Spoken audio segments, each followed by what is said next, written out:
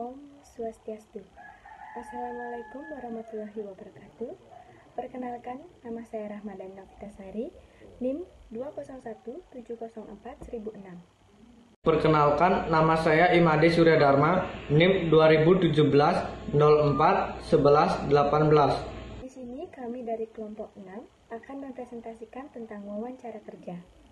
Adapun poin-poin yang akan kami presentasikan yaitu yang pertama, definisi dari wawancara kerja, yang kedua, tujuan dari wawancara kerja, yang ketiga, jenis-jenis wawancara kerja, yang keempat, pentingnya wawancara kerja, yang kelima, persiapan dalam wawancara kerja, yang keenam, sikap-sikap yang harus dimiliki oleh pewawancara, ketujuh, pertanyaan penting dalam wawancara kerja, kedelapan, cara memberikan ucapan terima kasih. Baik, yang pertama, definisi dari wawancara kerja. Wawancara merupakan salah satu cara yang sangat penting bagi suatu perusahaan untuk menjaring pelamar yang ada.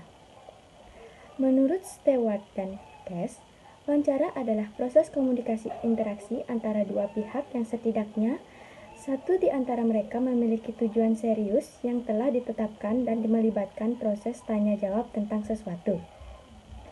Selain itu, wawancara juga dapat diartikan suatu proses interaktif karena adanya proses pertukaran atau melibatkan pembagian peran, tanggung jawab, kepercayaan, emosi, perasaan, motif, dan juga informasi.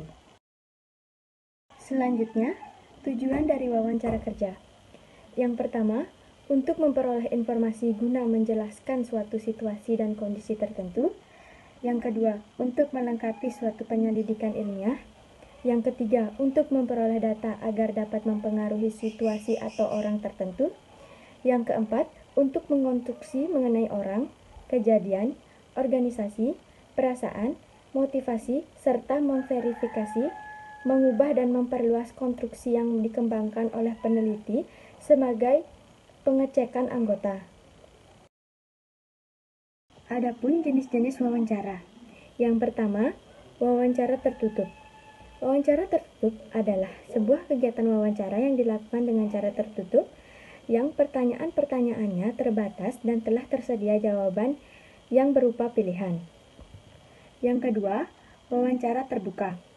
Wawancara ini bertolak belakang dengan jenis wawancara tertutup, yaitu wawancara yang dilakukan dengan tidak merahasiakan informasi mengenai narasumbernya, dan juga memiliki pertanyaan-pertanyaan yang tidak terbatas atau tidak terikat jawabannya. Yang ketiga, wawancara konferensi. Wawancara konferensi adalah wawancara yang dilakukan oleh seorang pewawancara dengan sejumlah narasumber dan sebaliknya. Yang keempat, wawancara kelompok. Wawancara kelompok adalah wawancara yang dilakukan oleh sejumlah pewawancara kepada narasumber dan dilakukan pada waktu yang bersamaan. Yang kelima, wawancara individual. Wawancara individual adalah wawancara yang dilakukan oleh seorang wawancara dengan seorang narasumber. Wawancara ini juga disebut dengan wawancara perorangan. Keenam, wawancara terpimpin.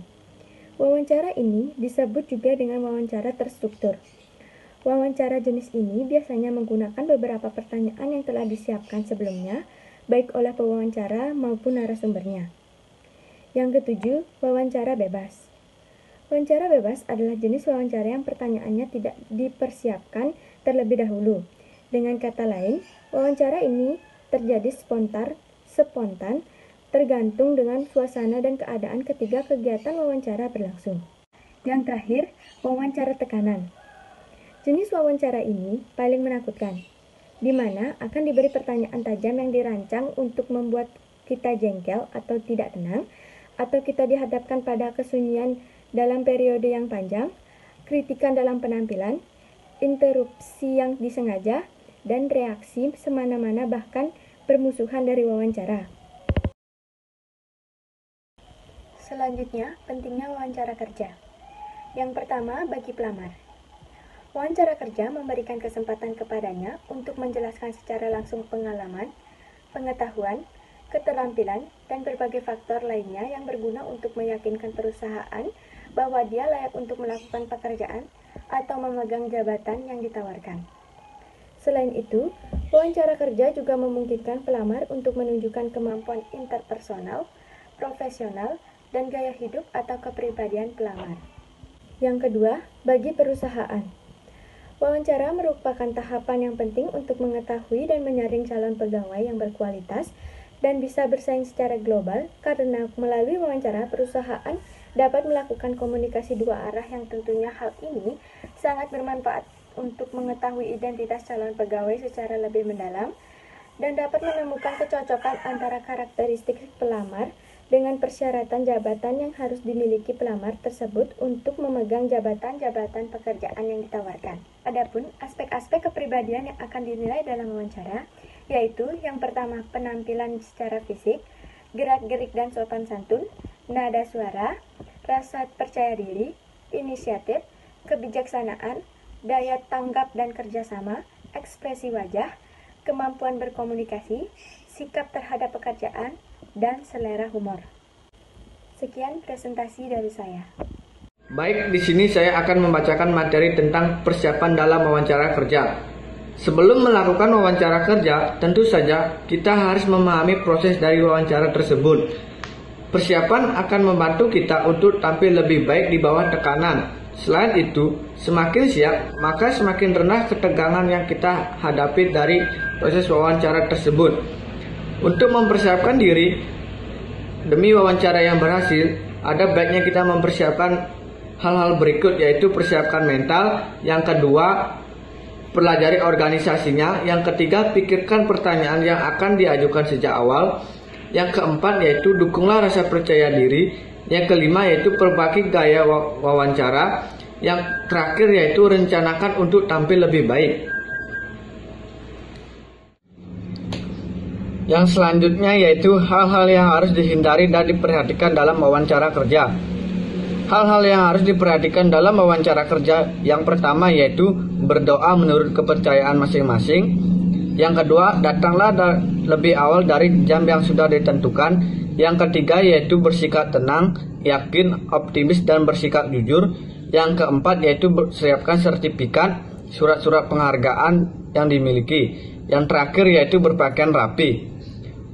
Yang nomor 2 yaitu hal-hal yang harus dihindari dalam wawancara kerja. Yang pertama yaitu membungkukkan badan dan merundukkan kepala. Yang kedua, bertopang dagu atau melipat tangan di muka dada.